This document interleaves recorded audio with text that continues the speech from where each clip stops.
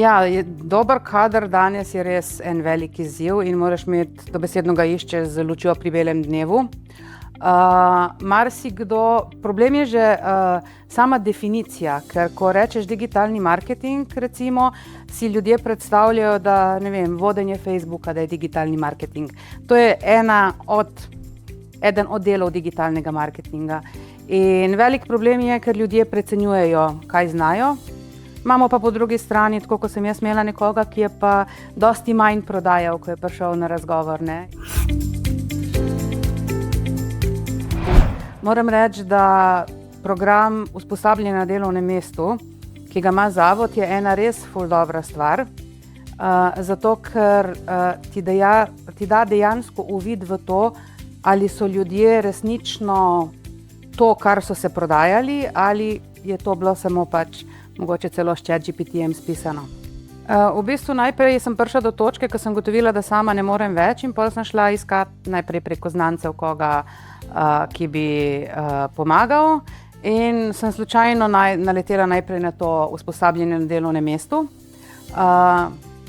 Matej je bil moja prva oseba, ki je bila na usposabljanju, ni bil to, kar sem iskala, je pa bil to, kar sem potrebovala.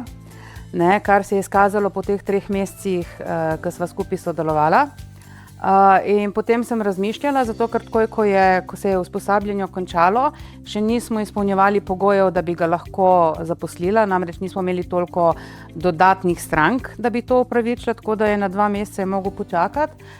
Takrat je pa bila aktualen razpis zelena zaposlitev, kjer so pa digitalne storitve ravno pasale noter, tako da smo se potem prijavili na te digitalne, razpis za zeleno zaposlitev in smo dobili 12-mesečno subvencijo za njega. To je bilo pred skoraj 3 leti.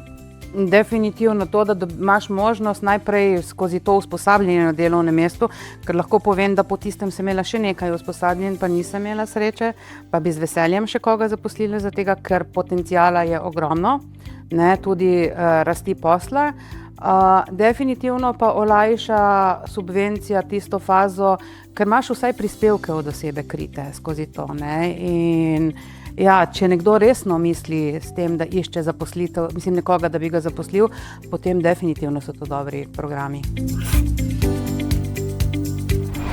Jaz sem med drugim tudi poslovni coach, ne, in v poslovnem coachingu učimo, da pač najprej mora oseba ustrezati vrednotam vodje, ostalega tima in šele potem pridejo vse tiste ostale, recimo da trde veščine, ki so znanja. Tako da, če se ne bi ujela na tem nivoju, definitivno ne bi bilo možno sodelovati.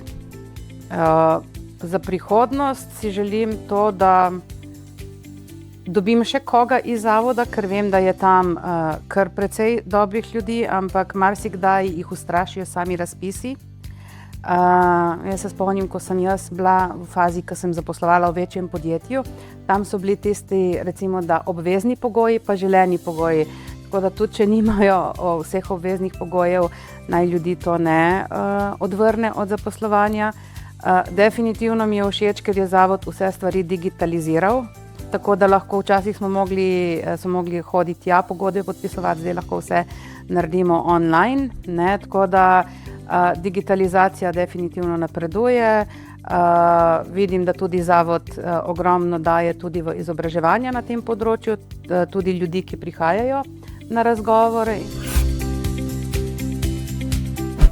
Zelena zaposlitev je pa tako en zelo zanimiv pojem, ne, ker zeleno si marsikdo različno predstavlja, ampak mi gledamo to, da je brezpapirno poslovanje, da imamo možnost dela od domu, da včasih če smo imeli izobraževanja, printali cele kupe priročnikov in to, zdaj imamo vse to digitalno.